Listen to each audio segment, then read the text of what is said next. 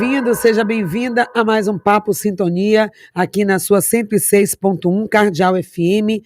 Bom dia a quem está aqui ao vivo, nesse momento com a gente, acompanhando pelo canal, pelo site, pelo aplicativo, ou também para você, acolha todos aqueles que estão ouvindo essa entrevista no replay ou na reprise também, tá? Então, hoje o nosso papo assim, é uma aula, aquela entrevista-aula que a gente costuma dizer, aula magna, porque nós temos aqui um professor nessa área de urgência, de emergência, o doutor Ivan Paiva, aquele gerente executivo do SAMU,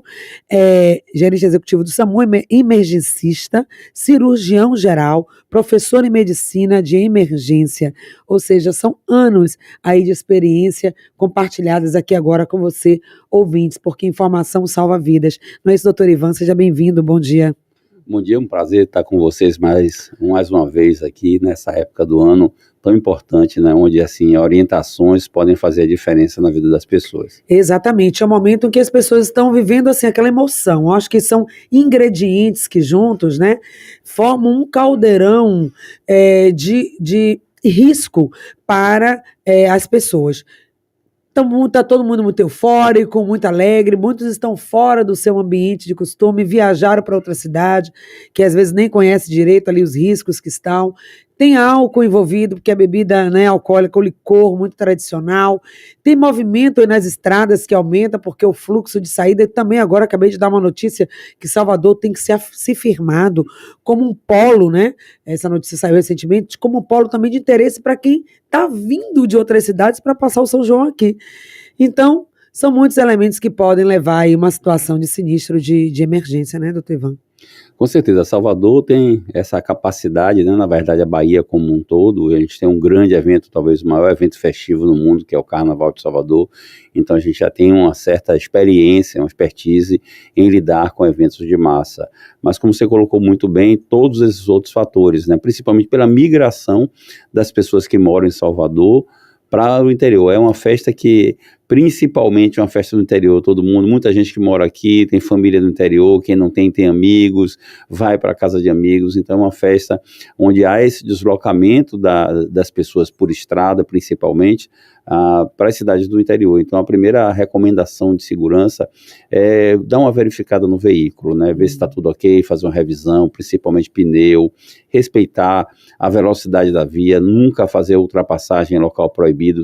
Quando a gente vai avaliar a maior parte dos acidentes que acontecem nas estradas nesse período está associado a isso, excesso de velocidade, a lotação, tem que ir, tem mais um lugarzinho no carro, lembrar que a gente tem um número específico, tem um cinto de segurança que tem que ser utilizado, se acontecer algum problema, a pessoa utilizando o cinto vai minimizar os danos, vai salvar vidas, né, e por último, a gente não pode deixar de falar que assim, a questão da bebida alcoólica, mesmo aquele licorzinho, ele é proibido pela nossa legislação, então tem que escolher quem é o motorista da rodada, tem que deixar alguém lá para poder dirigir o veículo, o restante pode se divertir à vontade, mas quem tiver na direção, não pode, não deve e causa risco à sua vida e à vida de outras pessoas também. Então a questão das estradas acho que é a primeira coisa para a gente falar para o povo que vai e que vai voltar, e volta e ainda tem um efeito adicional, tem o cansaço de ter perdido noite, tem a ressaca, então antes de pegar a estrada de volta da sua casa para Salvador ou para uma outra cidade, tem uma boa noite de sono, o sono é um inimigo das estradas, então a gente está bem descansado com o veículo. Tem gente que faz, desculpe, esse arrunda, sai de uma cidade, vai para outra, curtiu o São João aqui, pega a estrada, tá naquela forinha, embora, vê o São João não sei aonde, atração não sei o quê, e fazendo, passa o dia todo curtindo a cidade, visitando, aí à noite vai para a festa e fica pulando, não dorme, tá bebendo, acho que é Superman, né? Acho, enfim, que é uma máquina programada para dar certo. Se começou a sentir sono, não acredite que você vai segurar, para num postozinho, descansa um tempinho, meia horinha, 1 hora, e aí você vai viajar, porque o sono ele não avisa, ele começa a chegar, e se você cochila, você termina indo para outra pista, ou saindo da pista de uma maneira geral, pode colocar em risco a sua vida e a vida de outras pessoas. Então, eu acho que a primeira recomendação é assim, ir com segurança. Se não tem condição de fazer isso, vai de ônibus, tem ônibus extras aí, que eu vi no programa na rodoviária, ônibus extra para poder ir, pega carona com alguém que não vai beber, então vá curtir sua festa, mas com segurança. Então estamos falando nesse primeiro momento da questão da segurança, também dos primeiros socorros, que é o foco aqui do nosso programa, né, trazendo essa temática dos acidentes e primeiros socorros nas festas juninas. Acidentes relacionados à estrada, a trânsito. Nós falamos do cinto de segurança, mas também a cadeirinha, né, para a criança, quem vai transportar crianças menores, quais são as normas, as regras, aquilo que é observado e o que deve ser feito como medida de segurança.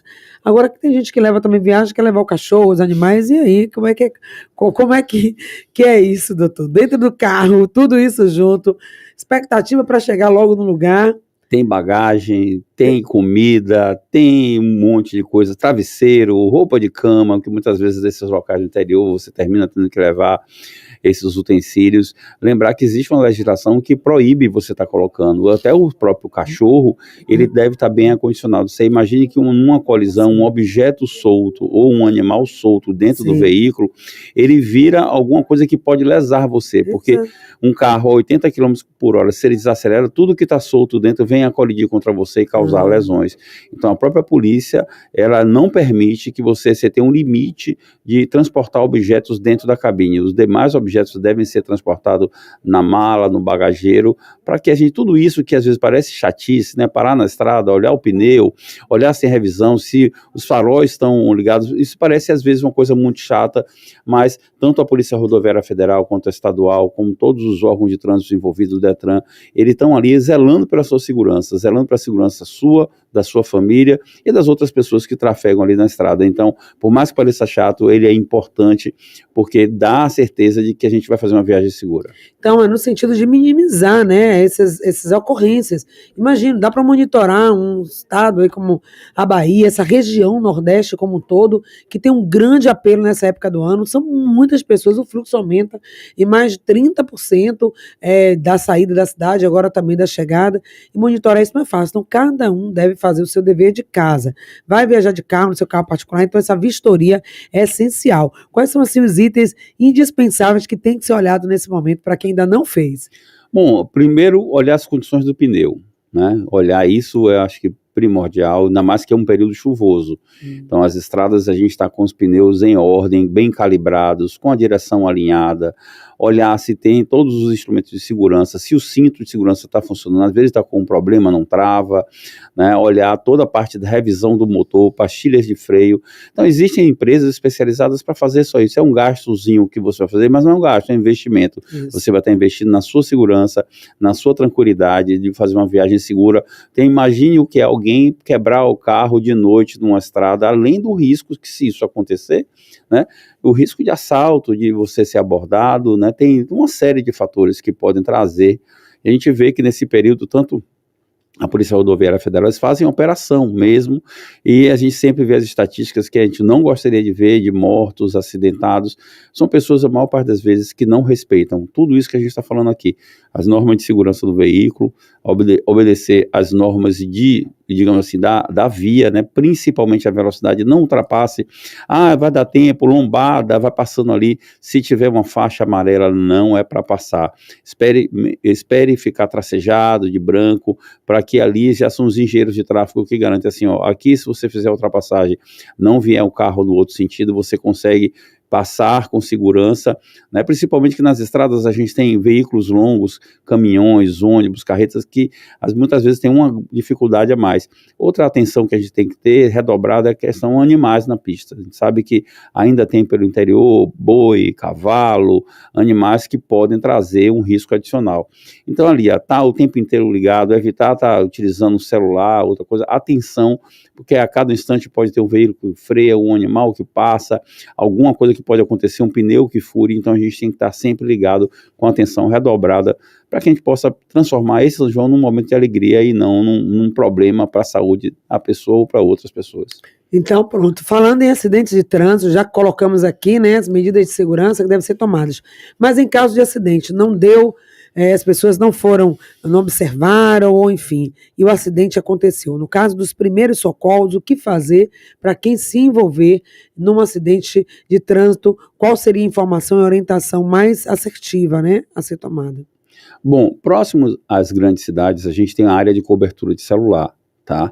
Então a gente consegue ligar um 92 e informar. A Bahia praticamente já está universalizando, só falta uma pequena região para ter a cobertura do SAMU, mas quase toda a Bahia hoje tem uma cobertura, se você discar 192. O grande problema é que longe dessas grandes cidades, a gente não tem a sinalização do celular. Então aconteceu o acidente, como eu vou pedir socorro? Poxa. A maior parte das vezes, assim, é sinalizado um veículo que passa, que assim que tenha, digamos assim, o sinal do celular possa avisar a Polícia Rodoviária Federal ou o SAMU 92, mas eu queria chamar a atenção a uma coisa extremamente importante, que é com relação à sinalização. A gente tem muitas situações onde acontece um acidente, a via está mal sinalizada, principalmente após curva, após lombada, pista molhada, e um outro veículo não consegue parar a tempo e termina causando um segundo acidente. Vários relatos de atropelamento de alguém que está tentando ajudar e socorrer. Então a primeira coisa a fazer antes de mais nada é sinalizar adequadamente a via, numa distância que seja suficiente para que um veículo possa parar e não colidir contra já o acidente que existe. Então, sempre antes da curva, antes da lombada, a uma distância segura, principalmente se estiver chovendo, porque o tempo de frenagem é maior. Uma vez identificado, eu preciso ter noção do que pode acontecer. Um acidente de ônibus é diferente de um acidente de carro.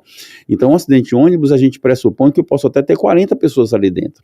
Então, eu preciso dar uma resposta de socorro com a quantidade de ambulâncias que possam socorrer essas pessoas. Então, dimensionar um acidente que tem 2 vítimas, que tem 10 vítimas, que tem 40 vítimas, a gente precisa muitas vezes encaminhar recursos de outros locais para que se possa fazer o atendimento adequado. Então, assim, em muitas das vezes, o ideal é que a gente não toque, né, na vítima, porque a não ser que seja uma situação de risco para aquela pessoa estar caída no meio da estrada com risco de ser atropelado, então se pondera o risco de se puxar e tirar essa pessoa do ambiente de risco para sair do meio da pista, mas assim, a orientação principal é que a pessoa não se envolva em risco de explosão do veículo pega fogo. Já mencionei o risco de colisão de outro carro, de cair de um despenhadeiro. Então a gente já tem o acidente principal. Você, na tentativa de socorrer alguém, se colocar em risco, e é uma coisa que eu tenho colocado sempre, com relação a dizer assim, mas isso é omissão de socorro. O próprio Código Penal, ele já menciona no seu artigo de omissão de socorro, que a omissão de socorro é desde que você não se coloque em risco. Então ninguém é obrigado a ser herói, a se colocar em risco, ter o risco de morrer para tentar ajudar outras pessoas, tá? Então a gente tem sempre colocado isso com os nossos profissionais, que esse socorro deve ser feito de uma forma segura, até porque existe sangue, outras secreções de pessoas que estão ali, e você não só pode ter o risco de um carro pegar fogo, ou de ter uma outra colisão, mas de você se contaminar com secreções. Então isso deve ser feito de uma forma segura. Então, resumindo, o que é que a gente precisa? E passei na estrada, identifiquei um acidente, sinalizar de uma forma segura, de que tem, e sempre nas duas vias, né, a não ser que seja uma estrada de mão dupla, mas assim, a maior parte das estradas da Bahia, ela é de sentido duplo, então é sinalizar nos dois caminhos, avisar ao serviço de emergência, seja da Polícia Rodoviária Federal, do Estadual, do SAMU, se tiver cobertura, tá? E tentar garantir alguma informação segura para que a gente possa dar a resposta adequada e prover o socorro para o hospital mais próximo para socorrer essas vítimas. Isso mesmo, gente. Então, não tocar na vítima é muito importante. Às vezes, na tentativa de ajudar, a pessoa vai causar uma lesão maior, né? Então, a orientação é tá na via, se a via for sinalizada, ainda mais, ligar 192, é isso? Que é o número do SAMU, 192. 193, o Corpo de Bombeiros também é importante. Pronto. A gente tem, pelo todo o estado, nós temos várias guarnições do Corpo de Bombeiros que também podem auxiliar nesse trabalho. Bacana. E a pessoa que está mais em condição de passar as informações, ficar atento antes, né? A localização, né? Sinalização, e também dar as informações necessárias para que a equipe que vai ser deslocada tenha realmente suporte para fazer o atendimento naquele momento. Então, prevenir e depois, se não tiver como, né, remediar, fazer os primeiros socorros. Não tente fazer isso sozinho, é chamar quem tem habilidade nisso. São muitos anos de formação, né, doutor Ivan, para se tornar um socorrista, alguém especialista na área de emergência. Então, ali são aquela equipe treinada realmente para esse tipo de situação, né?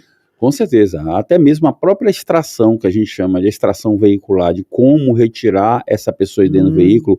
Às vezes o veículo está deformado, e em muitas situações a gente precisa do auxílio de instrumentos para cortar toda aquela parte da carroceria, né? Hoje a gente tem um dano e um perigo adicional que são os veículos elétricos, né? Então a gente sabe que tem toda uma preocupação de segurança, mas enquanto nos veículos a combustão, álcool, diesel, gasolina, a gente sabe que tem derramamento de combustível, risco de incêndio, de explosão, já os veículos elétricos, dependendo do que seja, digamos assim, afetado no carro, você pode tomar até um risco de tomar um choque. Eu trabalhei durante muito tempo como médico da Fórmula 1 em São Paulo, e os carros eram elétricos, então a gente trabalhava com luvas de borracha no acesso, se algum veículo se acidentasse da Fórmula 1, para não ter o risco de ter uma descarga elétrica e a própria equipe, durante esse processo, ter um dano também. Pois é, uma orientação que quem tem a formação já sabe, mas um desavisado, alguém que esteja ali no calor das emoções, vai tentar salvar e acaba se colocando em risco.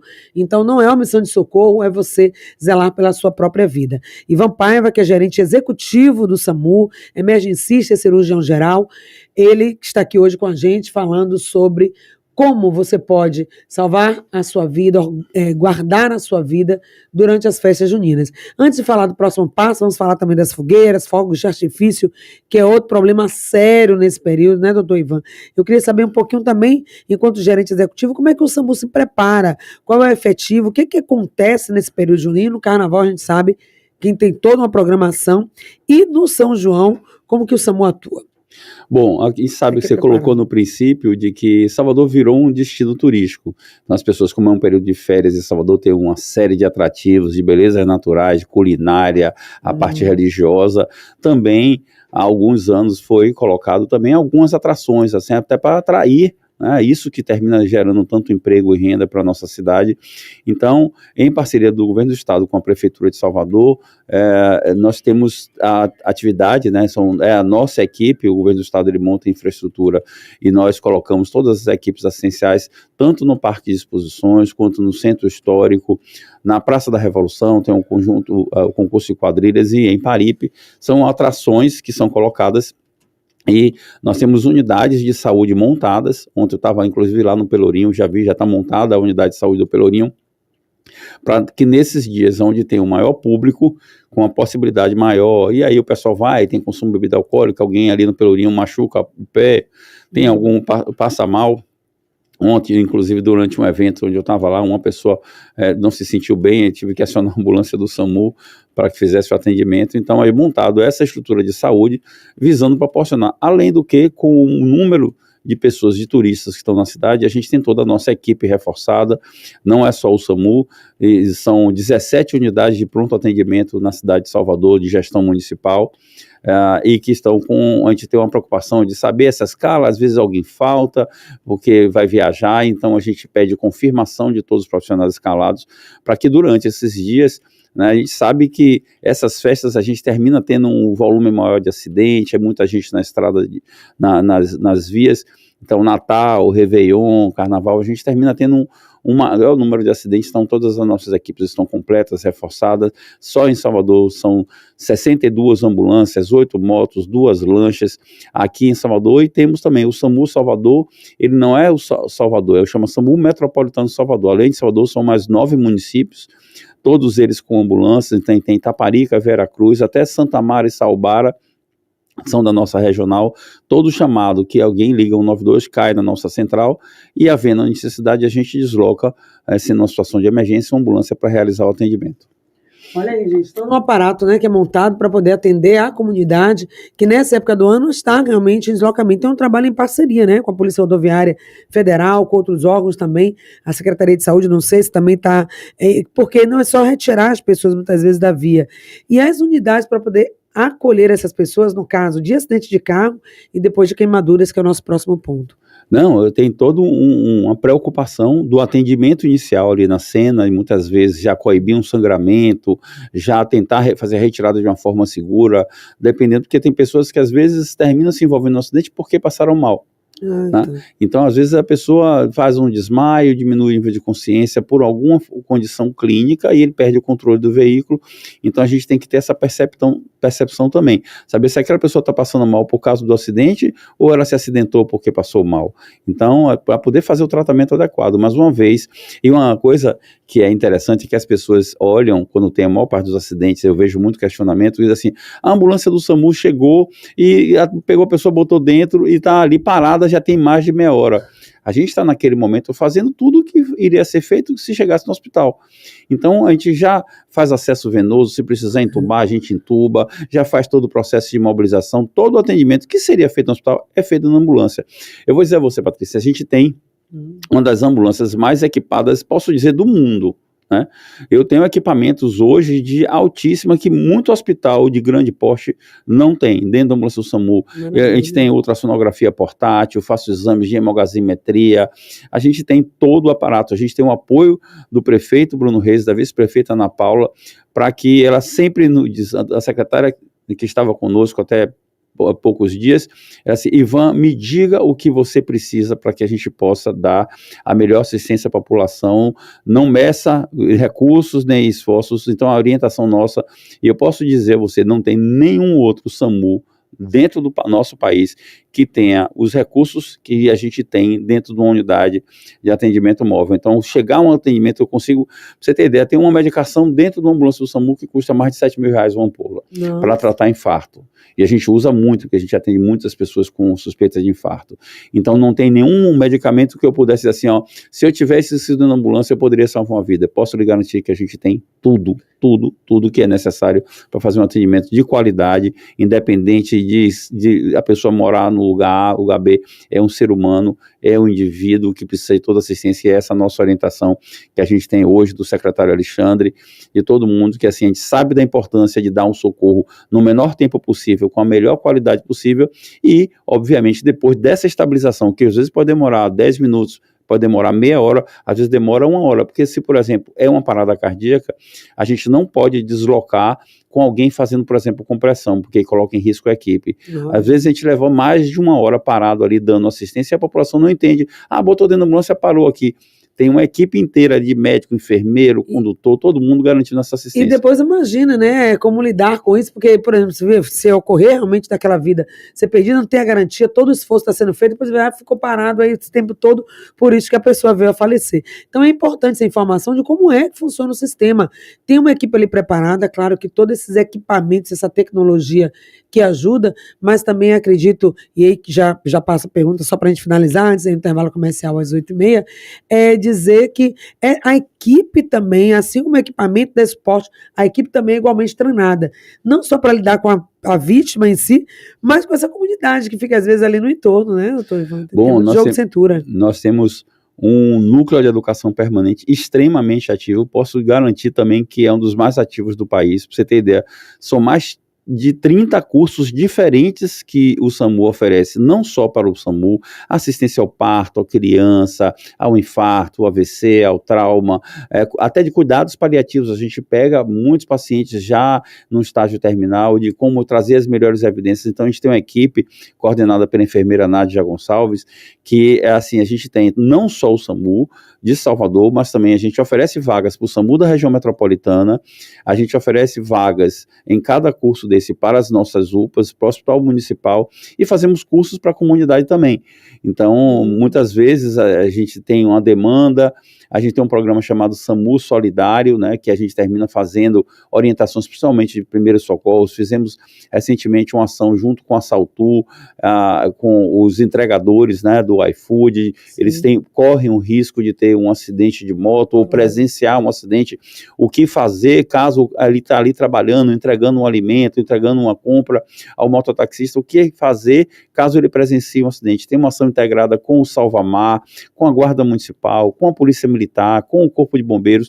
Então, assim, a gente não pensa em esferas governamentais, a gente não pensa se é Estado, se é município, se é governo federal. A gente pensa em garantir todos juntos a melhor assistência à população. Maravilha, e sabendo que tem esse suporte também, essa abertura, com o trabalho que não é só ali em loco, aquele trabalho pontual que a gente já sabe que é o que tem que ser feito mesmo, que é socorrer, dar primeira assistência, fazer esse trabalho de resposta diante de um acidente, mas sobretudo de educação, né? De educação para a prevenção. Então a comunidade que queira esses cursos, você falou, os treinamentos, as pessoas entram em contato com o SAMU, como seria para ter acesso? Normalmente assim, a gente não tem a capacidade, já que a gente é muito focado no treinamento das nossas equipes, mas não é uma atividade que eventualmente a gente faz, havendo uma indicação mesmo, porque se a gente for abrir curso de primeiro socorro para todo mundo, vai fazer só isso. A gente vai fazer só isso. Tem um programa de SAMU nas escolas também, onde a gente leva as crianças a importância do serviço, até mesmo focando a diminuição do número cultura de trotes. Então, a gente trabalha essa questão educativa junto às escolas do município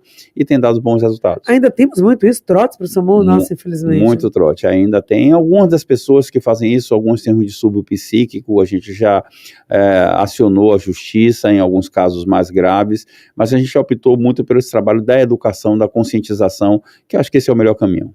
Pois é, gente, então ficar atento a isso, sobretudo no período como esse, essa brincadeira de ligar para o SAMU passar trote, isso pode realmente, né? Imagina uma equipe que foi deslocada para atender um trote e que tinha realmente outras pessoas em situação real de necessidade e que não teve esse atendimento. Então fica aí a nossa fala, né, nosso convite, nossa orientação para que não façam isso. Não faça isso. Se você sabe alguém que faz, converse, oriente, essa educação de formiguinha e falar que o recurso que é destinado, o deslocamento para atender algo que não existe, que é um trote, é muito complicado. Estamos juntos com você aqui no Papo Sintonia, ao vivo, pela sua Cardeal FM 106.1. Também você que está acompanhando através das nossas redes sociais. O nosso papo hoje é sobre acidentes, primeiros socorros nas festas juninas. Sempre é melhor prevenir, né, gente? Mas quando não dá para prevenir, tem aí o SAMU, que pode estar dando essa assistência com muita maestria. O doutor Ivan Paiva, gerente executivo do SAMU, é o nosso convidado. Falamos das estradas, dos acidentes de carro, mas São João também tem a questão dos fogos de artifício e queimaduras, né, doutor Ivan? É uma questão cultural, né? A gente já sabe que todo ano é a mesma coisa. É assim, dá para soltar os fogos com segurança, se divertir, brincar, se a gente obedecer a alguns princípios básicos, né? A gente vê que a maior parte das vezes, quando acontece algum problema desse, é porque alguma coisa não seguiu o que deveria ter recomendado. Que primeiro é assim, comprar fogos de qualidade, né? Esses artesanais que a gente chama de fundo de quintal não tem a garantia da eficiência e inclusive eles podem explodir de uma forma descontrolada e terminam trazendo. Então tem um selinho do Inmetro, trazer assim a classificação etária. A criança de 2 anos ele tem traquezinho de massa, ela não vai se machucar soltando aqueles traquezinhos no chão, não vai se entregar uma bomba a uma criança pequena, tá? Então a gente tem toda essa preocupação, inclusive existe a denominação ali para que classe, para que faixa etária a gente tem que utilizar esses fogos. Criança, sempre supervisão. Eu tenho 2 filhos pequenos, um de 10, um de 13, então assim, deixar uma coisa que por mais que seja um potencial explosivo pequeno, uma bombinha na festinha de São João do meu filho no último fim de semana, ele estava pegando os traquezinhos todos de massa, tem até isso filmado, juntando todos para fazer uma grande coisa, e no meio que ele estava juntando tudo isso, terminou explodindo, mas assim, foi nada grave, mas a gente não sabe o que é que ele vai fazer, aí ele quer tentar pegar uma bomba, botar dentro de uma vasilha plástica, ele baixa... criativa, né, quer criar, quer experimentar. Ele não tem a noção do risco, né, então é sempre sob supervisão, sempre em ambiente aberto, né, tem um risco, inclusive uma chuvinha, uma cobrinha que o pessoal chama dentro de casa, toca fogo na cortina, no sofá, e às vezes o dano não é pelo fogo de artifício, mas porque ele pode provocar um incêndio dentro de casa, tá? Às vezes são queimaduras pequenas que não trazem um maior potencial ofensivo, mas se essa queimadura pequena no olho, pode afetar a visão, tá? Então a gente tem que estar sempre sob supervisão. Por mais que a quantidade dos fogos, o potencial deles seja pequeno, colocá-los todos juntos em uma grande sacola, aquela pólvora toda junta pode trazer um dano explosivo maior.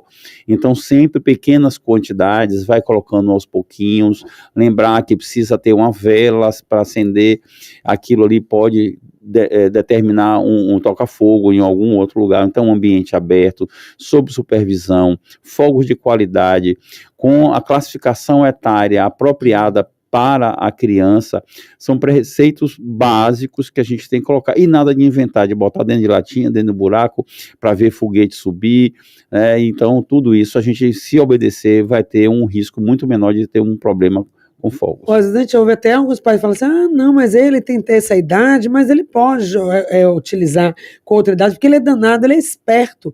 Ele tem que entender que é uma criança, por mais esperta que seja, às vezes os pais têm essa coisa, né, de achar, ou subestima, ou superestima essa criança, e ela pode sim realmente ser até estimulada pelos pais e ela se colocar numa situação de vulnerabilidade, porque ela não tem noção realmente do perigo, né? Não tem noção.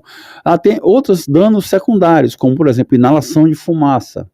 Né? Ele pode fazer um broncoespasmo por aquela quantidade de fumaça, aquela luz da chuvinha pode afetar o olho, né? Aquela claridade excessiva, não se deve ficar olhando diretamente para ali, né? Pode cair uma faíscazinha no olho.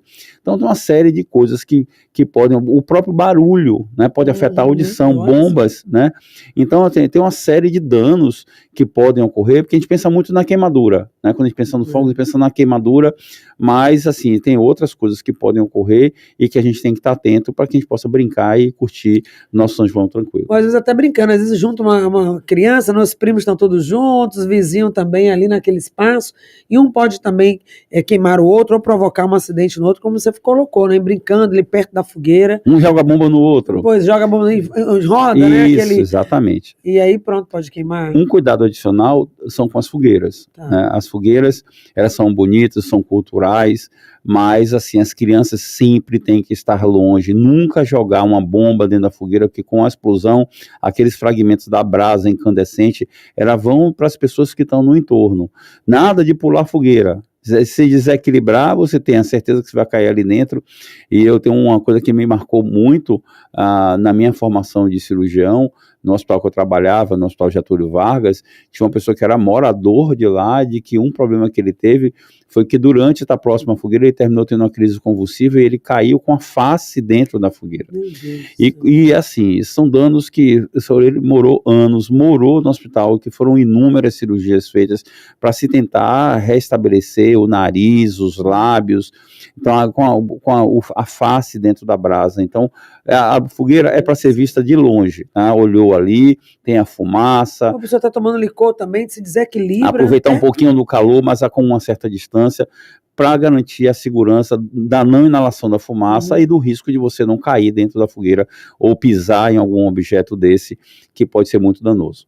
Então, ver a fogueira, apreciar a fogueira, ficar ao redor da fogueira é algo bacana, gostoso de fazer, principalmente em cidades mais frias, mas olha aí o risco, gente, a gente não sabe. Tem bebida alcoólica envolvida, tem noite de sono perdida, e a pessoa pode ter um mal súbito, estar ali perto da fogueira, e tropeçar, aí como é que fica? Tropeçar e cair na fogueira, e são queimaduras muitas vezes muito graves. Então, o que fazer, né? Se o assunto for queimadura, ou algum tipo de incidente envolvendo fogos de artifício, ou fogo, o que fazer e o que não fazer? Quais seriam os primeiros socorros?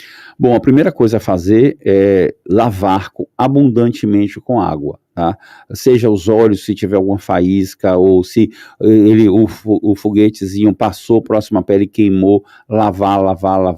Água. Pelo amor de Deus, não criem coisas para poder botar em cima da queimadura. Nada de pasta de dente, manteiga, borra de café. A gente fica assustado com a capacidade que as pessoas têm de criar coisas que podem botar em cima de uma queimadura. A melhor coisa que tem é água normal, temperatura normal, ou um pouco, né, se tiver um pouco fria, às vezes dá uma sensação de alívio maior, mas não é para botar gelo em cima também, porque gelo também queima, né? Então assim, a outra recomendação é tirar a veste, né? Então se foi numa camisa que o foguete passou e queimou, tirar aquela camisa, que muitas vezes o tecido, ele ainda continua queimando, tá? Então tirar, expor o local. Agora, se for um tecido mais sintético, né, mas com teor de poliéster e tiver derretido e tiver grudado na pele, não é para arrancar de qualquer jeito. Se tiver, na hora que for tirar a roupa da superfície queimada, sentir que está aderido, que está grudado, pega uma tesoura, corta, deixa aquele tecido que está grudado ali, porque se você arrancar de vez, você arranca junto com a pele. Então a gente faz um dano adicional. Se conseguir tirar a roupa, lava, até assim. E a terceira coisa a ser feita é ligar para o 192. Lembrando que, como eu coloquei aqui, a gente vai estar com 9 a 10 médicos só na central de regulação, tá? Atendendo a todos os chamados. Então, eu vou dizer, olha, aconteceu uma queimadura, queimou a ponta do dedo, queimou o braço, queimou a mão, explodiu, tá? O que é que aconteceu? E com base nessas informações, o médico vai poder orientar o que ser feito, tá? É orientar como deve ser feito, quais são as medidas iniciais com que a pessoa está ali, pode ajudar quem está do lado, e definir. Se é uma pessoa que tem uma queimadurazinha na ponta do dedo, muitas vezes um curativo local em casa pode ser feito, talvez não há necessidade, mas isso depende de uma informação segura. Se há uma superfície maior que está queimada, encaminhar aquele paciente por meios próprios até a unidade de pronto atendimento que fica próximo da residência, pode ser feito. Encaminhar uma ambulância para o atendimento vai depender dessas informações. Então, a gente sabe que queimaduras acima de 20%, 30%, muitas vezes vão requerer até uma internação ou o curativo dessa lesão sob anestesia. E a gente tem um dos melhores centros de queimado do país, que é o centro do Hospital Geral do Estado, com a equipe altamente especializada, e eles vão fazer o tratamento. Muitas vezes esse curativo tem que ser feito sob anestesia. Então, somente em ambiente hospitalar. Tem algumas áreas do corpo que são nobres, que a gente chama, que independente da quantidade de superfície corpórea queimada, e isso a pele digamos assim, é o nosso maior órgão no corpo, ele que controla nossa temperatura, controla nossa hidratação, eletrólitos. Então, quando a gente perde essa camada superficial da pele, aqui tem um desarranjo muito grande do nosso metabolismo, e a gente precisa muitas vezes dar litros e litros e litros de soro para compensar essa perda de líquido. Pra você ter ideia, dependendo do grau, e a gente calcula assim, a quantidade de superfície corpórea queimada vezes o peso, vezes 2, é a quantidade de líquido que a gente precisa infundir de soro. Muitas vezes são 5 litros de soro, são 10 frasquinhos daquele, né, num espaço de 24 horas. Precisa se sedar a dor, dói e dói muito, principalmente as mais superficiais. Quando a queimadura é muito profunda, ela queima até os nervos e aí não dói. Então, tudo isso é o que vai ser, esteja preparado para responder. Eu sei que todo mundo fica estressado, principalmente se tem uma criancinha envolvida e desesperado porque precisa dar socorro, mas responder as perguntas que o médico do SAMU vai fazer são extremamente importantes para que a gente possa dar a resposta adequada. Então, o que é que vai ser feito? Se for definido que é uma coisa pequena, queimou a pontinha do dedo, pode lavar com água e sabão, fazer um curativo em casa, pronto. É uma superfície maior do corpo, uma área nobre. O que é área nobre? É a face, né, a genitália, são esses locais das articulações, porque às vezes se a cicatrização é inadequada pode trazer problemas no futuro. Então, uma vez feito isso, a gente encaminha uma ambulância, aí você vai ver que vai demorar, porque eu vou retirar a veste, vou fazer o acesso venoso, muitas vezes a gente precisa fazer uma sondagem vesical, tratar muito bem a dor, a gente precisa abordar esse paciente e ele vai precisar ser internado muitas vezes no centro queimado, porque esses curativos serão feitos sempre muito dolorosos, mas sob anestesia, tá? Num centro de referência de queimados até a pronta recuperação. Em alguns casos, dependendo do grau da queimadura, é necessário até se fazer o que a gente chama de enxerto, né? Tirar uma pele de uma outra parte do corpo e colocar em cima daquela pele que foi perdida com a queimadura. Mas assim, uma orientação, Patrícia, para as pessoas entenderem a gravidade da queimadura. A gente hoje, de uma forma bem prática, define 3 tipos de grau de queimadura. A primeira queimadura, que era a primeira de primeiro grau, todo mundo vai saber qual é, que é aquela queimadura que quando você vai para a praia, não coloca protetor solar e chega em casa todo ardido, todo vermelho, turista mesmo que vem de fora, americano, europeu, que vem para aqui, para a praia de Salvador, não coloca protetor solar, você vê aquela coisa que a gente fica brincando, dizendo que parece um camarão.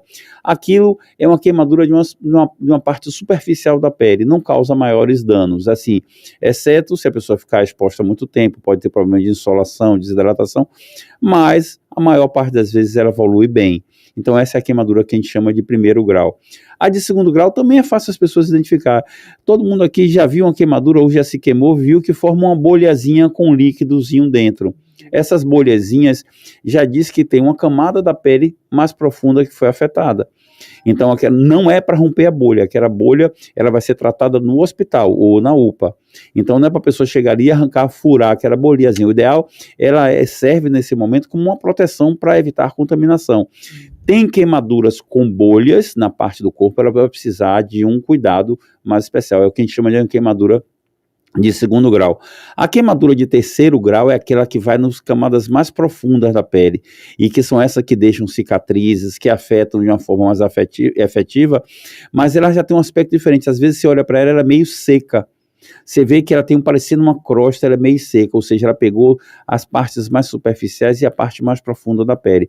Essas com certeza vão precisar de algum grau de internação, de um cuidado maior, às vezes remetem a precisar de fazer um enxerto de pele.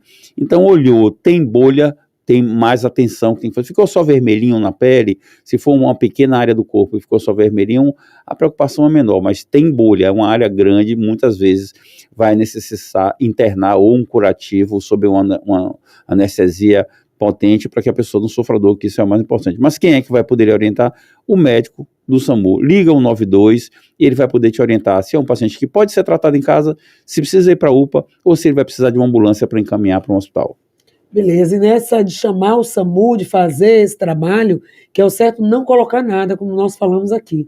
Nada de bode de café, nada, água. Queimou água, coloca água corrente. Água corrente, uma mangueira, jogou água em cima, debaixo da torneira, debaixo do chuveiro, não chuveiro quente, pelo amor de Deus, desliga, deixa ele na versão fria, lava, enquanto alguém está ligando para o SAMU e pegando as orientações de como proceder.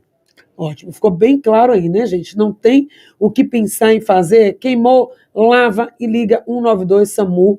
E dependendo da orientação, segue rapidamente para a unidade. O SAMU não vai estar só atuando em Salvador durante os festejos juninos, que vai até o São Pedro, não é até o São João. Até o 2 de julho. Até o 2 de julho, é verdade, pega até o 2 de julho. Então, nas unidades do interior, a pessoa fala, quem está no Salvador, quem está em Salvador está perto das unidades do HGE, e quem está no interior, será que tem unidade de SAMU lá também? Do interior, quase toda a Bahia, se eu não me engano, a gente já está com 70% ou 80% do estado com cobertura. Existem respostas, existe um outro centro queimados que fica no hospital de Santo Antônio de Jesus, que também é referência, mas nos casos de queimaduras mais graves que necessitam de assistência, a Central Estadual de Regulação dispõe até de avião, se for necessário. Dependendo da gravidade, esse paciente precisar de uma internação aqui em Salvador, no centro de queimado, ou todo um preparo do Hospital Geral do Estado, a gente já sabe que historicamente todo ano tem um aumento do número de queimaduras, então a equipe lá com o doutor Márcio, doutor Barroso, que é o chefe do setor de queimados do Hospital Geral do Estado, todo mundo já se prepara, já está ali entendendo de que há uma maior demanda e já há uma preparação do hospital para acolher essa demanda, que historicamente a gente sabe que acontece. E a outra recomendação com relação às espadas. As espadas a gente sabe que é proibida, eu vi na televisão recentemente já a apreensão para que se evite, porque a espada, além do problema da queimadura, por ele ser praticamente um foguete, né, ele vai, às vezes, em alta velocidade, ele causa traumatismo craniano, trauma de face, aquela coisa que vem, aquele foguete incandescente que vem na sua direção, muitas vezes com velocidade, além da queimadura que ela pode proporcionar, ela termina trazendo outros traumas adicionais, e por isso a preocupação de não soltar espadas, apesar também de ser cultural, principalmente Senhor do Bonfim, Cruz das Almas, até no subúrbio ferroviário a gente pega de vez em quando alguns pacientes com queimadura. Eu nunca esqueço, Patrícia, eu fui plantonista durante 13 anos do Hospital João Batista Caribé, que antes até de existir o Hospital do Subúrbio, e eu atendi lá no Hospital João Batista Caribé, alguém que estava lá no subúrbio ferroviário faltando espada, e ele não teve o que fazer, ele pegou a espada, colocou na boca e acendeu, ao invés de o fogo ir para frente, que é o que ele imaginava, veio para trás e queimou toda a boca, a via aérea, uma cena horrível mesmo, de uma brincadeira que termina levando à morte, queimou pulmão, queimou via aérea, queimou tudo, tá? Então uma situação que é praticamente incompatível com a vida. Então espada, vá curtir, a minha recomendação, vá namorar, vá dançar forró, vá curtir seu São João, ficar ali quentinho. Herói, né? Vá, se não estiver dirigindo, tome seu licor, sua cervejinha, vá curtir sua festa, tem São João pela Bahia inteira, deixe de inventar coisa, de pegar, soltar a espada, tem coisa muito melhor para fazer, que se diverte muito mais do que estar fazendo com esses explosivos de alta potência, que podem inclusive explodir sua mão. A gente já tem história de gente que tem a mão praticamente toda destruída por uma bomba muito forte, faz um barulho ensurdecedor, incomoda os animais, incomoda os idosos, incomoda todo mundo. Vá dançar seu forró, essa terra é a terra do forró, tem que curtir a festa e evitar soltar fogo. Se não tiver jeito, solta. E balão também é uma outra coisa que a gente também não deve utilizar por causa do risco desse balão, quando ele cair em algum lugar e proporcionar um incêndio. Mais orientação, né, que se fale e faça em termos do balão, fiscalização e tudo, ainda tem gente soltando balão, meu Deus do céu. E além disso, gente, já finalizando isso aqui que o doutor Ivan Paiva falou, Hoje em dia a internet, as fake news, a inteligência artificial, fazendo montagens de coisas que você vê no TikTok, vê na internet alguém fazendo, aquilo às vezes não é verdade. Foi vídeos que foram manipulados e você viu, fez, deu certo lá no vídeo e vai dar para você. Não necessariamente. Então não façam, não é hora de ser herói, não é hora de fazer gracinha, é hora de viver seu São João no básico, no tradicional, ir e voltar com segurança. Agora, doutor Ivan Paiva, também a questão da alimentação, né? Tem gente que come de tudo quanto é coisa, e aí também o licor, mistura tudo, compra licor em qualquer lugar, ou faz a mistura aí também de álcool, medicação e outras drogas, e aí o SAMU também às vezes acaba sendo chamado por isso? Com certeza, não, assim, nós temos todo tipo de questão de intoxicação alimentar, lembrando que tem pessoas que são alérgicas a amendoim, por exemplo, então alérgicas, às vezes senta no gramado para poder curtir, às vezes tem uma formiguinha que vem ali, pica e termina fazendo uma reação alérgica, vai para o interior, tem abelha, tem vespa, e termina, tem essa questão. O rio, a gente tem, dependendo do interior que você vá, a gente tem um problema de exossomose, né? Aquele rio que tem caramujo em algumas regiões do nosso estado, corre o risco da pessoa vir e pegar uma doença que está ali. Vai dormir no interior, numa casinha de taipa, aquela casinha que o pessoal chama de supapo, que tem ali, tem um barbeiro. Então, um ambiente que traz alguns riscos quando a gente é um risco não conhecido, né? Então, assim, algumas picadas de insetos, alguns alimentos que você possa colocar, essa preparação artesanal, a gente já viu que tem alguns casos de pessoas que terminam confundindo etanol com metanol, só que etanol e metanol são muito parecidos, são substâncias que até o nome é parecido, mas são dois álcools, né? Então, agora só se alguém preparar um licor ou alguma bebida com metanol, certamente quem beber aquela bebida pode morrer. Tá?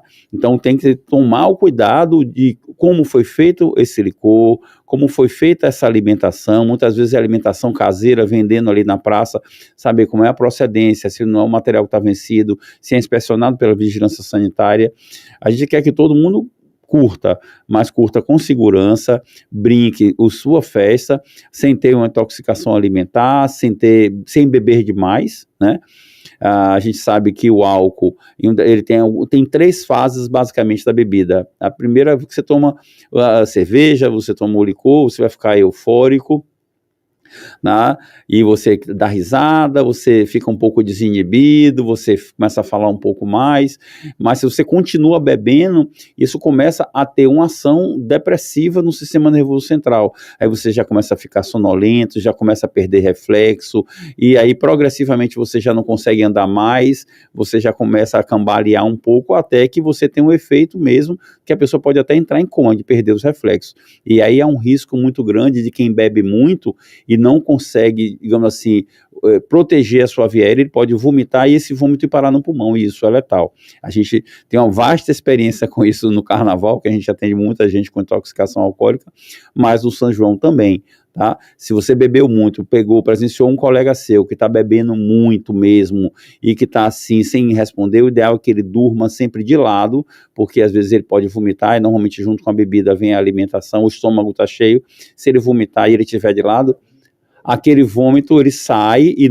ele não respira aquilo para dentro do pulmão. Então a pessoa nunca pode ficar de barriga para cima, como o povo fala. O ideal é ficar de lado, alguém supervisionando, para que a gente possa esperar esse álcool ser metabolizado. Existe Homens e mulheres, né? Tá falando também de bebida, de colocar bebida, licor, garrafa de refrigerante, deixar em qualquer lugar, a criança também pode beber. Existe digamos assim, uma cultura popular de que glicose é bom para bebida. Pois é. Inclusive no carnaval tem gente, eu me lembro que uma vez teve um que passou no posto e disse assim, eu vim tomar glicose. Eu digo, mas por que motivo? Não, é porque eu pretendo beber muito hoje, já vou tomar logo a glicose.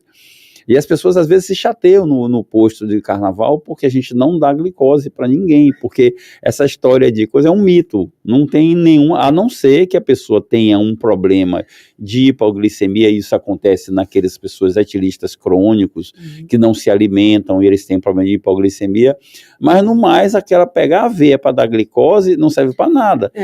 E tem gente que se chateia, diz assim, mas eu vim aqui tomar glicose, mas não vai fazer efeito para fazer você. Então essa coisa de beber, depois comer alguma coisinha para rebater, comer um doce, ou comer uma comida pesada, porque depois vai cair na bebida, não funciona não. Se alimentar bem, para quem vai curtir o São João, tomar um bom café da manhã, se alimentar com, digamos assim, alimentos variados, com muita fruta, muito suco, tomar um café da manhã, fazer um almoço, também não precisa fazer com coisa muito pesada, assim, eu bater aquela velha feijoada, o velho sarapatel, que a noite é longa, fazer uma alimentação com salada, sabe, uma alimentação balanceada, adequada, e sempre, para quem for beber, quem tiver nessa intenção de tomar, como diz o povo no popular, tomar todas no carnaval, sempre alternar a cerveja com o isotônico ou com refrigerante e com bastante líquido, porque o que dá aquela velha ressaca no pós-São João é a desidratação, porque o álcool, ele, por mais que você comece a tomar cerveja, você querer ir no banheiro toda hora, dá a impressão de que você tem muito líquido que está botando para fora,